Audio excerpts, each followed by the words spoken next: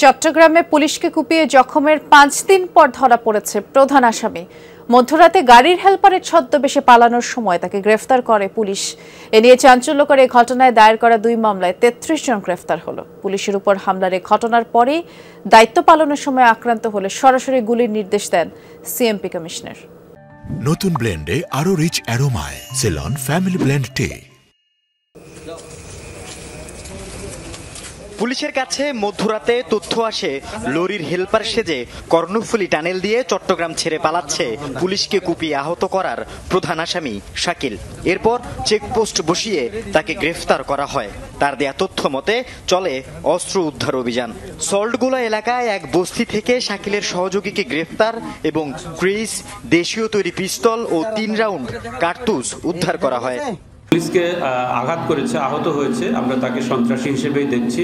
আর তার রাজনৈতিক পরিচয় আছে, তার রাজনৈতিক কিছু আছে, আমরা তাদেরও গ্রেপ্তার করতে সক্ষম হয়েছি এবং আমরা তদন্ত করছি। এর পেছনে যদি আরও কারো দায় থেকে থাকে আমরা তাকে আইনের আওতায় নিয়ে আসবো। এই ঘটনার পরই চট্টগ্রাম মেট্রোপলিটন পুলিশ সদস্যদের দায়িত্ব পালনের সময় অস্ত্রধারী কেউ বাধা দিলে বা হামলা করলে তাৎক্ষণিক বুকে, পিঠে বা মাথায় গুলির নির্দেশ দেন পুলিশ কমিশনার। পুলিশের আত্মরক্ষায় এবং সন্ত্রাস দমনে এই সিদ্ধান্ত বলে সংবাদ সম্মেলনে জানান কর্মকর্তারা।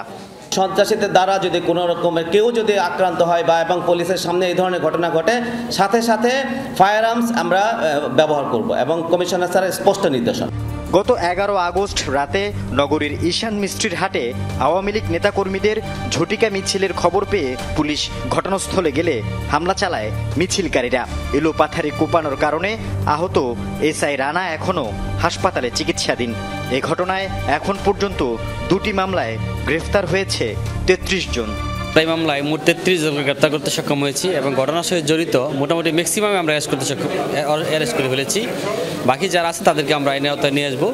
তাদের পদপদ বিষয়ে আমরা খতিয়ে দেখছি। আল আমিন শিকদার, যমুনা নিউজ, চট্টগ্রাম।